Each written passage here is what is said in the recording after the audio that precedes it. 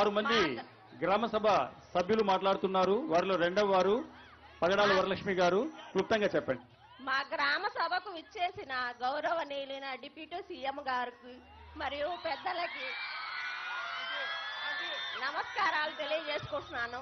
మా గ్రామస్తులకి కూడా నమస్కారాలు తెలియజేసుకుంటున్నాను. ఈ రోజు మేము 10 సంవత్సరాల నుంచి ఎదురు చూసిన సమయం వచ్చింది సార్.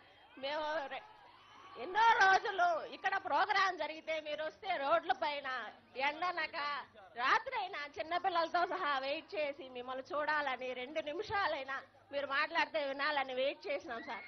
అది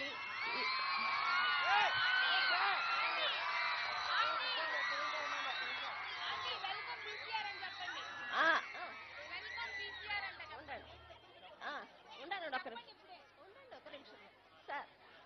మేము నిజంగా సంకల్ప బలం ఉంటే అది మీ దాకా చేరతాది అనేది ఇప్పుడు జరిగింది సార్. ఈ మా గ్రామస్తులు సంకల్పంతో పంచాయతీ ప్రెసిడెంట్ ని గెలిపించినారు. మా నియోజకవర్గానికి మీరు ఇచ్చిన ఎమ్మెల్యేని గెలిపించినారు. కాబట్టి మేము ఎంతో ఈ గ్రామస్తులు అదృష్టవంతులంగా ఫీల్ అవుతున్నాము సార్ మీరు వచ్చినందుకు. దీంతో పాటు మాకు ఇక్కడ ఉన్న సమస్యలను ముఖ్యంగా తెలియజేయాలనుకుంటున్నాము. మా గ్రామస్తులు పూర్వం 30-40 సంవత్సరాల ముందర ఇక్కడ లార్జ్ స్కేల్ ఇండస్ట్రీ ఉండేది.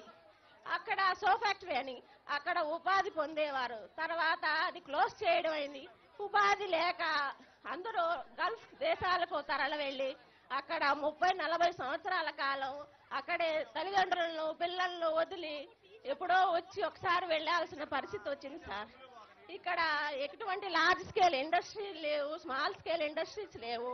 ఉపాధి గవర్నమెంట్ నుంచి వచ్చే ఉపాధి ఎక్కడా లేదు సార్. వాళ్ళు స్వయంగా ఎదగాలనే తపనతో ఇతర దేశాలకు వెళ్లి ఎంతో కొంత ఎదిగిన పరిస్థితులు ఉన్నాయి.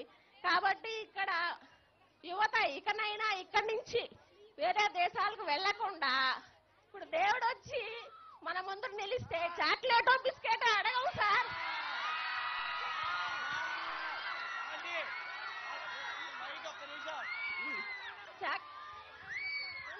సార్ మాకు స్కిల్ డెవలప్మెంట్ యూనివర్సిటీ కావాలి సార్.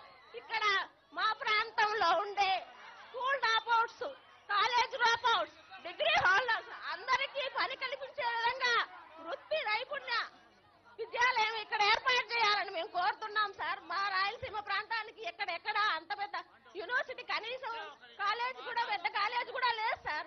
కాబట్టి ఇక్కడ ప్రాంతంలో ఉపాధి ఉండి ఇక్కడే జీవించే విధంగా ఇతర దేశాలకు వెళ్లకుండా ఉండే విధంగా మాకు స్కిల్ యూనివర్సిటీని ఏర్పాటు చేయాల్సిందిగా కోరుతున్నాం సార్. ఢిల్లీ హైరానా తరహాలో ఉండే విధంగా ఇక్కడ మా నియోజకవర్గంలో నిర్మించాలని, దాని ద్వారా ఇక్కడ యువత ఉపాధి పొందాలని, రకరకాల వృత్తి నైపుణ్యాలు నేర్చుకొని ఇక్కడ స్కిల్స్ బాగా ఉంటాయి సార్. వీళ్ళు స్కిల్స్ ని డెవలప్మెంట్ చేసే వాళ్ళు డెవలప్ అయ్యి రాష్ట్రాన్ని కూడా డెవలప్మెంట్ చేస్తారు సార్. కాబట్టి వాళ్ళని మాకు స్కిల్ డెవలప్మెంట్ యూనివర్సిటీ ఇక్కడ వచ్చేటట్టుగా చేయాలి సార్. మామిడి ఒక సమస్యగా ఉంది సార్. ఇక్కడ చాలా సంవత్సరాలుగా 7-8 సంవత్సరాలుగా ఇక్కడ మామిడి ఉత్పత్తి చాలా తగ్గిపోయింది సార్. ఇక్కడ ఎందుకంటే ముందు మామిడి ఆధారంగా బతుకుతా ఉన్నారు. కానీ ఇప్పుడు మామిడికి ఎటువంటి ఫంగస్ వైరస్ వచ్చేదో తెలియదు. ఉత్పత్తి 5% కూడా పడిపోయింది.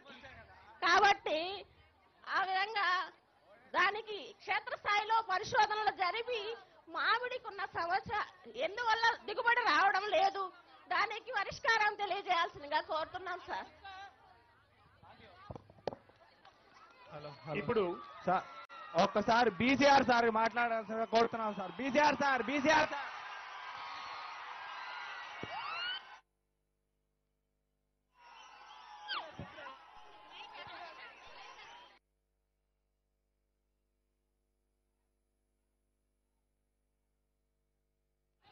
సభకు నమస్కారం సార్. ఒక గొప్ప విజన్ ఉన్న నాయకుడిగా మేము మిమ్మల్ని చూస్తున్నాము. అధఃపాతాళానికి అన్యాయాన్ని తొక్కిన వామనుడు సార్ మీరు. స్నేహంలో కర్ణుడికి మించిన వాళ్ళు. మాకందరికీ దారి చూపే ఒక గొప్ప నాయకులు సార్.